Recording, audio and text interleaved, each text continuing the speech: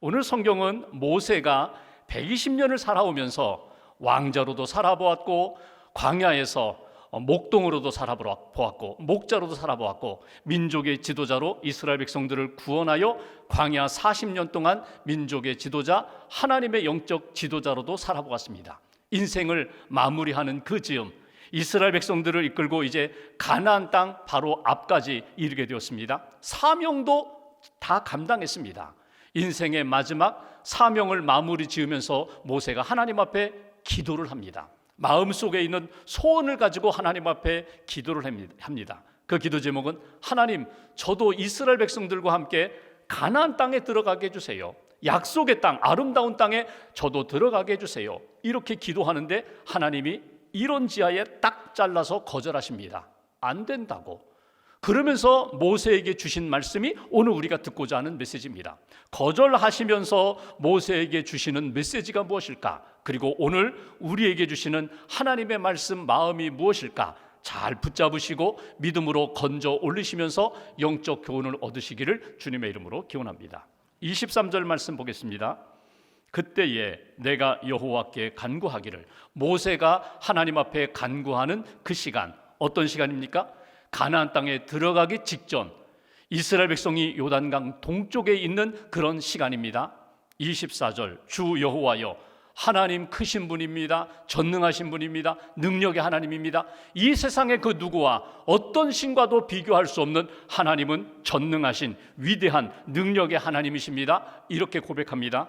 그리고 25절, 구하옵나니 하나님 나를 건너가게 해 주십시오. 요단강 건너가 아름다운 땅 가나안 땅에 좀 들어가게 해 주십시오. 이것이 오늘 모세의 소원이면서 하나님 앞에 드리는 기도입니다. 그 기도 들으신 하나님이 어떻게 모세에게 말씀하셨는가? 26절 한 절 함께 봉독합니다. 여호와께서 너희 때문에 내게 진노하사 내 말을 듣지 아니하시고 내게 이르시기를 그만해도 족하니 이 일로 다시 내게 말하지 말라. 아멘. 여기 보시면 하나님이 모세의 기도를 들으신 다음에 이렇게 말씀하십니다.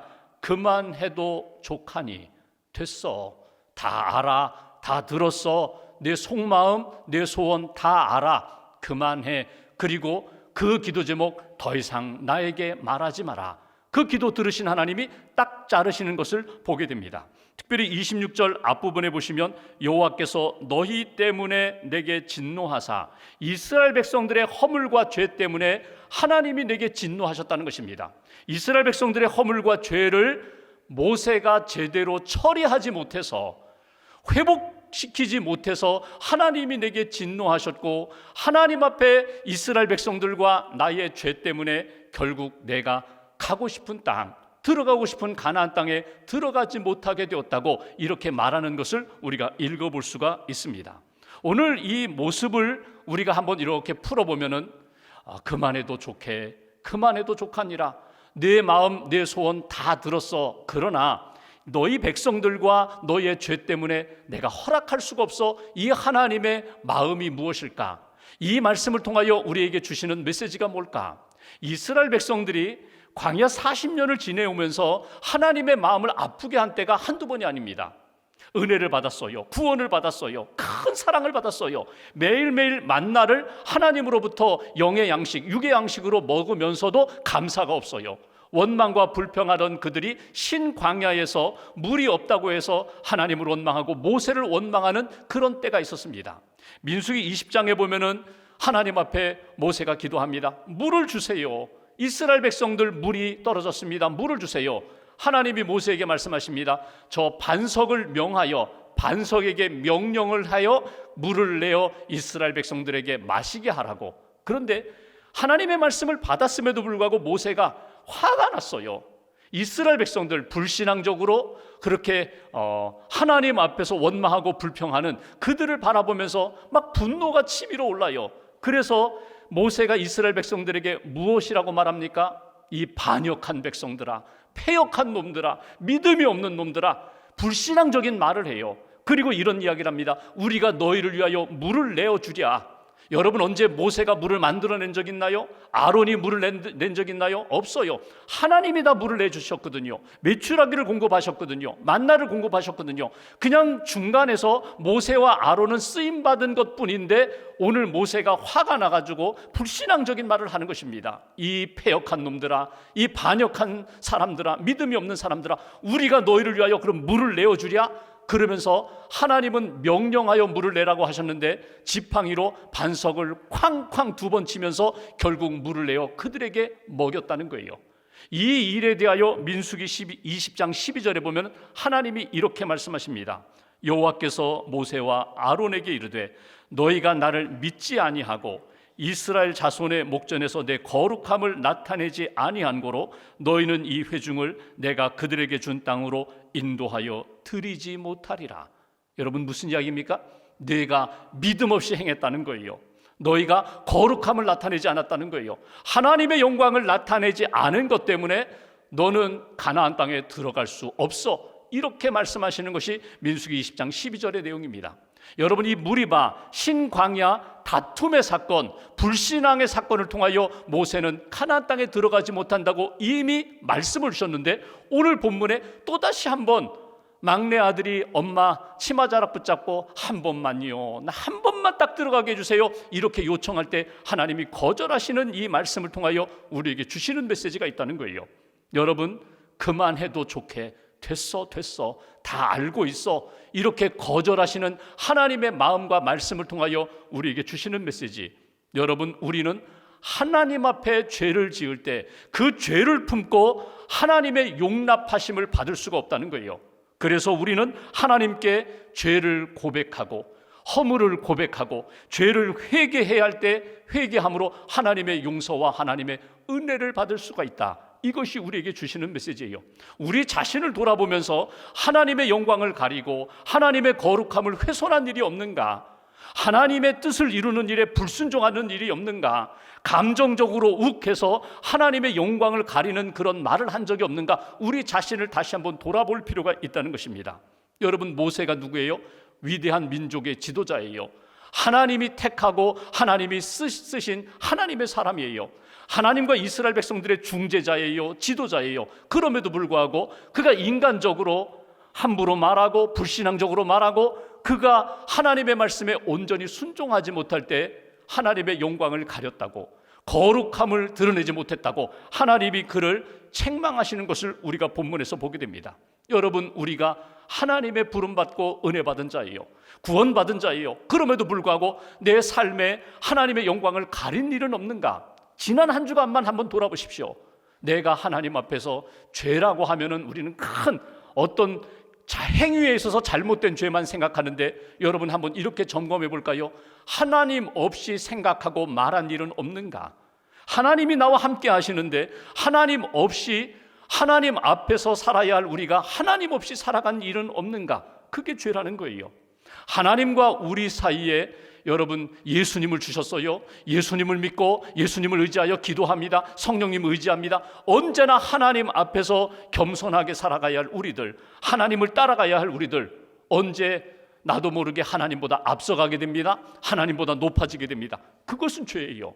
오늘 이스라엘 백성들 하나님이 잘 인도하라고 모세에게 맡기셨는데 모세가 자기도 모르게 하나님 자리에 올라가서 내가 너희들에게 물을 내어주랴, 이 패역한 놈들아, 이것이 하나님 앞에 경건하지 못한 것이고 하나님 앞에 죄와 허물을 드러낸 것이라는 거예요.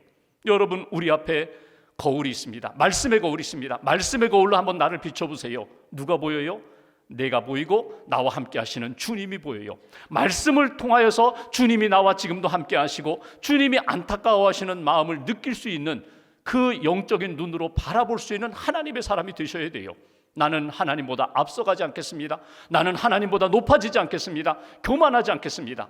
여러분, 한번 이렇게 가정을 해볼까요? 모세가 가나안 땅에 들어갔다면, 하나님의 인도하심 가운데 이스라엘 백성들이 가나안 땅에 들어갔는데, 여러분, 이스라엘 백성들은 끊임없이 모세를 추앙할 것입니다. 모세를 하나님처럼 높일 것입니다. 여러분, 그 자리를 하나님이 허락하지 않으신다는 거예요. 언제나 내 앞에는 하나님이 계십니다. 말씀이 있습니다. 내 위에는 언제나 하나님이 계시고 하나님의 높은 뜻이 있습니다. 여러분, 이 마음을 지키는 사람, 이것이 하나님의 사람들의 모습이다. 다시 한번 점검합니다. 오늘 내가 하나님 앞에 어떤 죄, 어떤 허물로 인하여 하나님의 마음을 아프게 하고 있지는 않는가? 거룩함을 훼손시키고 있지는 않는가? 영광을 가리고 있지는 않는가? 다시 한번 나를 돌아보시면서 언제나 주님 앞에 회개하며 거룩함을 지켜갈 수 있는 하나님의 은혜 가운데 늘 용서함 받고 자유와 평안 가운데 살아갈 수 있는 저와 여러분들 되시기를 주님의 이름으로 기원합니다. 두 번째로 27절 말씀 보십시오. 27절 함께 봉독합니다. 너는 비스가 산 꼭대기에 올라가서 눈을 들어 동서남북을 바라고 내 눈으로 그 땅을 바라보라. 너는 이 요단을 건너지 못할 것임이니라. 아멘. 하나님이 26절에서는 그만해도 족하다, 그만해 더 이상 그 기도하지 마, 단호하게 자르셨다면 27절에는 또 위로해 주세요. 또 은혜로 팔을 벌리고 이렇게 모세를 안아주시는 장면을 보게 됩니다. 뭐라고 말씀하세요? 모세야, 비스가 산 꼭대기로 올라가라. 그리고 눈을 들어 동서남북 사방을 다 바라보라는 겁니다. 여러분, 공간적으로는 동서남북을 바라보는 것이지만 시간적으로, 역사적으로 본다면요, 과거도 바라보고 현재도 바라보고 약속하신 미래도 바라보고 이스라엘 백성들 편에서도 바라보고 가나안 땅 편에서도 한번 바라보라는 거예요.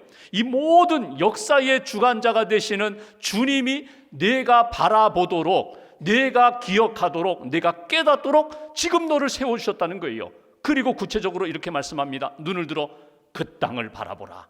그 땅을 바라보라. 어느 땅이에요? 요단강 건너 가나안 땅을 바라보라는 거예요. 여러분, 모세가 인간적으로 하나님의 말씀을 들으면요, 섭섭해요. 속상해요. 차라리 보라고 하지나 마시지. 안 된다고 하시고 또 보라는 것은 무엇인가? 여러분, 인간적으로는 이해가 되지 않아요. 근데 영적으로 보면은요, 하나님의 본심이 무엇인지를 붙잡으셔야 돼요. 무엇입니까? 너는 가나안 땅 들어가는 것, 그거 사명 아니야. 여기까지야. 인도하는 여기까지야. 그리고 가나안 땅, 육신의 땅, 인간적으로 세상적으로 바라보는 그 땅으로만 바라보지 말고 하나님이 주신 믿음의 눈을 가지고 영원한 가나안을 바라보라. 영원한 하나님의 나라를 바라보라. 이게 하나님의 마음이에요. 그러니까 모세를 위로하시되 너 내가 거절했다고 해서 속상하고 좌절하고 절망하지 말고 믿음의 눈을 들어서 주님을 바라보고 주님의 세계를 바라보고 주님의 은혜를 바라보아야 돼. 이것이 오늘 모세에게 주시는 메시지예요. 두 번째, 눈을 들어 그 땅을 바라보라고 말씀하시면서 모세에게, 저와 여러분들에게 하나님이 원하시는 마음이 있어요. 우리가 이미 받은 은혜에 감사할 뿐만 아니라 우리가 앞으로 받을 하나님이 우리에게 예비하신 은혜가 있음을 믿고 그 은혜를 사모하는 거야. 그 은혜에 집중하는 거야. 우리가 받을 하나님의 은혜가 있습니다. 이것이 우리에게 주시는 메시지예요. 여기에 집중하라는 거예요. 땅에 매이지 말고, 육신적인 땅 가나안에 매이지 말고 영원한 하나님의 나라, 신령한 나라, 영원한 나라, 하나님이 우리에게 주신 온전한 그 나라를 바라보면서 내가 위로도 받고 소망도 얻고 은혜 가운데 기대하며 살면 좋겠다. 이것이 하나님이 주시는 메시지예요. 여러분, 신앙생활하면서 하나님이 나의 기도에 거절하실 때가 있어요. 내가 꿈꾸고 준비하는 것에 대하여 딱 잘라서 안 돼라고 거절하실 때가 있어요. 특별히 사도 바울이 고린도서 12장에 보면은요, 육신적인 질병을 안고 있었습니다. 성경 표현대로 이야기하면 육체의 가시라고 했고 사탄의 사자라고 그렇게 표현했습니다. 그러니까 육신적으로는 너무나 나를 찌르기 때문에, 이 불치병 때문에 너무나 힘들다는 거예요. 사탄의 이 사자라는 건 뭐냐면 복음을 전하는 데 있어서 걸림돌이 되었다는 거예요. 이 육체의 불치병이 뭔지는 몰라요. 어떤 사람은 안질이다, 어떤 사람은 풍토병이다, 어떤 사람은 간질이다, 뭐 몇 가지로 해석을 하는데 정확히는 알 수 없지만 간질로 한번 생각해 볼까요? 바울이 복음을 전합니다. 강단에서 복음을 전하다가 갑자기 쓰러졌어요. 쓰러진 모습을 보고 그 성도들이 무슨 생각을 했을까? 아니, 복음을 전하면서 우리 보고 구원받으라고, 우리 보고 치료받으라고, 우리 보고 은혜 받으라고 하면서 정작 본인은 치료받지 못하고 저렇게 쓰러져 있네. 여러분, 이럴 수 있잖아요. 그런 자격지심 때문에 이 바울이 하나님 앞에 3번이나 간구했습니다. 하나님, 이거 고쳐주세요. 육체의 가시, 사탄의 사자가 나로 하여금 평안을 잃어버리게 하고 주님의 사역에 늘 장애가 됩니다. 하나님 앞에 기도하고 또 기도했는데 하나님이 그 기도 받아주지 않으셨어요. 그리고 고린도후서 12장 9절에 보면 하나님이 이렇게 말씀하십니다. 내 은혜가 네게 족하다. 이는 내 능력이 약한 데서 온전하여짐이라. 내 은혜가 네게 족하다. 됐어. 그만하면 족해. 지금까지 받은 은혜로 족하고 그 육체의 가시도 그것도 은혜야. 너무 교만하지 말라고, 너무 자신만만하지 말라고. 하나님이 네게 준 은혜야. 하나님이 바울에게 이렇게 말씀해 주셨어요. 바울이 수용을 합니다.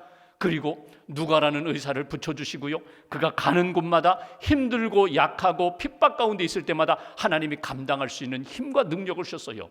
여러분, 우리가 하나님 앞에서 이미 받은 은혜도 있고 하나님이 우리에게 주실 은혜도 있어요.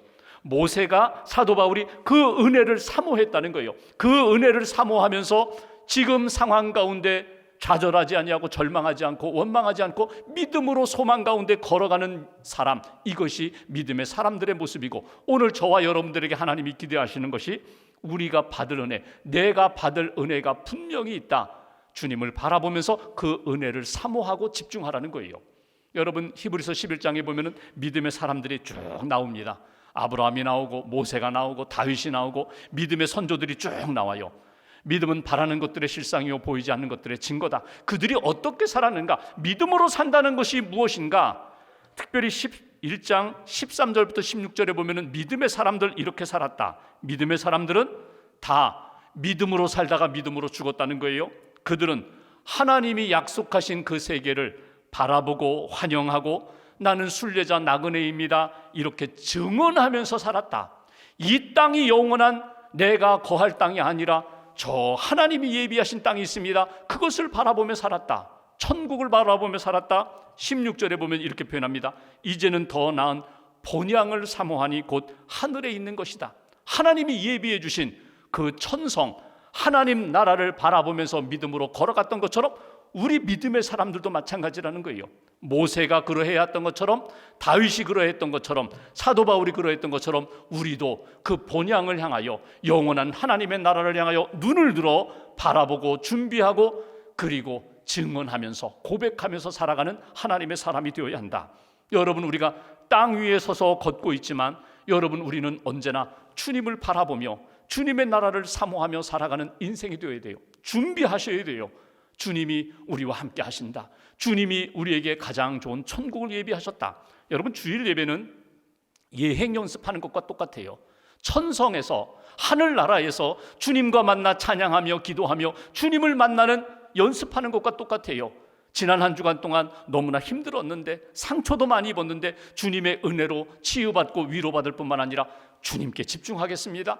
영원한 하나님의 나라 준비하겠습니다. 그 주님의 은혜와 약속을 붙잡고 믿음으로 걸어가는 하나님의 사람 되겠습니다. 여러분, 오늘 모세에게 또 바울에게 주셨던 약속의 말씀처럼 우리에게 예비하신 하나님의 은혜 붙잡고 그 나라를 향하여 걸어가는, 소망 가운데 살아가는 저와 여러분 되시기를 주님의 이름으로 기원합니다. 마지막 28절 말씀 보실까요? 한 절 같이 봉독합니다. 너는 여호수아에게 명령하고 그를 담대하게 하며 그를 강하게 하라. 그는 이 백성을 거느리고 건너가서 내가 볼 땅을 그들이 기업으로 얻게 하리라 하셨느니라. 아멘. 후계자 여호수아를 세우라고 하나님이 말씀을 주세요. 모세는 알았습니다. 내 사명은 여기까지, 이스라엘 백성들을 이끌고 요단강 동편에 있는 여기까지, 그리고 하나님이 나를 불러가실 거야. 하나님, 나의 후계자는 누가 될까요? 민수기를 보시면, 신명기 앞에 있는 민수기를 보시면 모세가 이 문제를 가지고 하나님 앞에 기도한 내용이 나와요. 민수기 27장 16절 17절 모세가 하나님 앞에 이렇게 기도합니다. 하나님, 한 사람을 이 회중 위에 세워주세요. 한 사람, 지도자를 세워주세요. 그래서 이 민족, 이 회중이 목자 없는 양처럼 방황하지 않게 해주세요. 하나님이 목자가 되시고 하나님이 세우신 지도자가 목자가 되어 이 민족을 잘 이끌고 가게 해주세요. 그 지도자가 누구입니까? 그렇게 하나님 앞에 기도했더니 27장 18절부터 20절에 하나님이 구체적으로 말씀하십니다. 눈의 아들 여호수아다. 그리고 주신 말씀이 그 안에 영이 머무는 자다. 성령이 있는 사람이다. 여호수아는 성령의 사람, 하나님의 구원의 사명을 감당할 사람이다. 너는 그에게 안수해라. 회중 앞에 세워라. 내 존귀함이 그에게 이어질 것이다. 그를 잘 세워서 모든 회중들이 그를 따라서 하나님의 백성으로 살게 하라. 하나님이 여호수아를 세워주신다고 약속하셨어요. 그러니까 모세 입장에서는 하나님이 내게 사명도 주셨고 말씀도 주셨고 은혜도 주셨어요. 그렇다면 내게 주신 사명을 여호수아에게도 주시고 말씀도 주시고 은혜도 주시고 무엇보다도 성령을 주셨다는 것을 모세는 확신하게 됩니다. 나 혼자만의 사역이 아니라 내가 여기까지 사역하고 한마디가 끝났다면 그 다음은 여호수아가 이스라엘 백성들을 이끌고 가는 사역자가 될 거야. 여러분, 여기서 주시는 하나님의 메시지가 있어요. 나 혼자만이 아니라 우리 모두를 향하여 하나님의 부름받은 사람, 하나님의 사명받은 사람들을 통하여 하나님은 지금도 계속해서 구원의 역사를 이루어 가신다. 이게 세 번째 주시는 메시지예요. 우리를 통하여 하나님이 이루어 가시는 구원의 역사가 있습니다. 지금도 하나님이 우리를 붙드셔서 하나님의 뜻을 이루어 가십니다. 하나님이 붙드신 사람들, 성령의 사람, 말씀의 사람이에요. 나 혼자 독불장군으로 혼자 사역하는 것이 아니라 믿음의 사람들과 협력하는 거예요. 경쟁하지 말고 시기질투하지 말고 협력하면서 믿음의 길을 걸어가라고 하나님이 모세에게 말씀하셨고, 모세가 이 모든 말씀을 다 수용하면서 순종합니다. 그래서 모세가 위대해요. 안 돼? 네, 알겠습니다. 눈으로 들어 바라보아 네, 주님이 바라보라고 하신 그 세계 바라보면서 소망하겠습니다. 여호수아 붙들어 강하고 담대하게 네가 훈련시켜, 네가 교훈해, 하나님의 말씀을 전수해, 네 하겠습니다. 이 모세의 믿음, 순종이 오늘 우리에게 주시는 메시지예요.